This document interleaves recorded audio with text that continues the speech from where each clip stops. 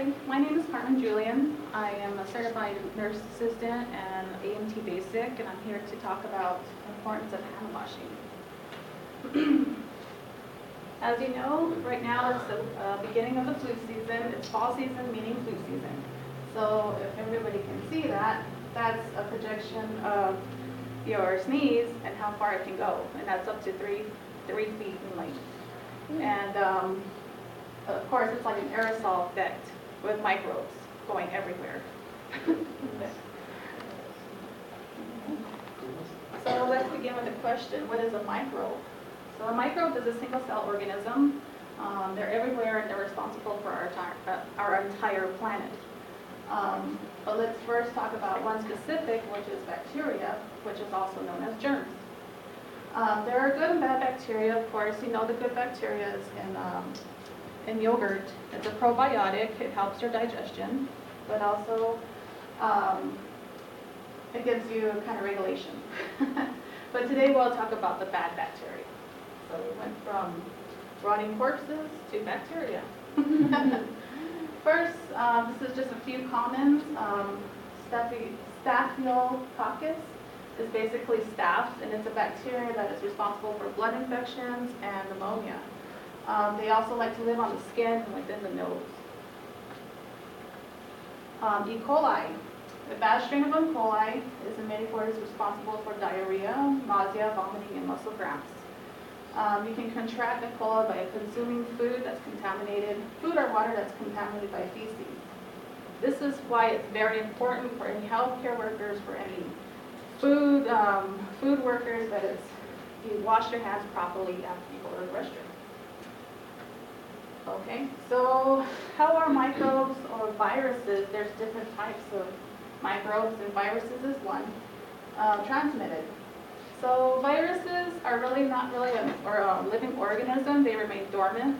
So once it's like on a door handle, you go over there and you touch it, and you come down, sit down at your desk, and you had a tickle in your nose or something, and you just swipe your nose. And there it goes. You have a living cell that it binds to, and what mainly it likes to do is reproduce. So when you do have that virus reproduce, then you get sick. It's in business. A common one is norovirus. This is common in like rest homes, daycares. Another common, it's basically the stomach flu. When people say that they have stomach flu, it's norovirus. It's basically spread by contaminated food or beverages that are in contact with people that already have the norovirus, or touching surfaces and then touching your mouth. Whatever goes and you get sick, it's always to the mouth, nose, eyes. So never touch stuff. Symptoms of norovirus include vomiting, diarrhea, nausea, stomach pain, and this leads to extreme dehydration. That's bad for elderly and children, pregnant women. So you don't want it, norovirus. So hand washing is the best way to prevent from becoming sick. So let me go ahead and play this video for you.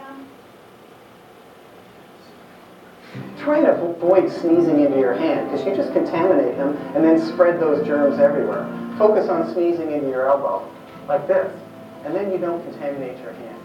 Turn on the water, wet your hands, apply a good amount of soap and lather up, and then focus on washing your hands for about 20 seconds, about the time it takes to sing Happy Birthday twice. Focus on washing the front of your hands, the back, in between the fingers, around the nails, and so on. And then rinse everything off.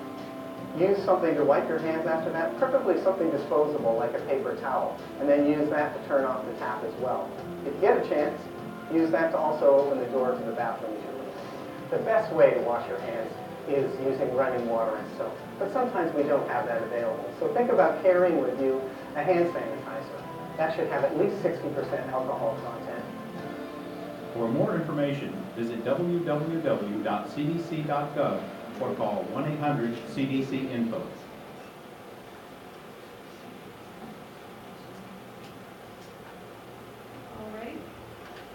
Alrighty, so always remember, cover your cough and sneezes using a tissue, not your hands. Once you get it on your hands, touch the desk, you go outside, it goes everywhere. So cover your cough, sneezes using a tissue or upper sleeve or elbow, of course. And now you know a few common microbes, how they are transferred, and how to prevent them. For your information, this is going on at the Shack building on the date specified there. They're flu shots and they're free for anybody 18 years or older. So that's it.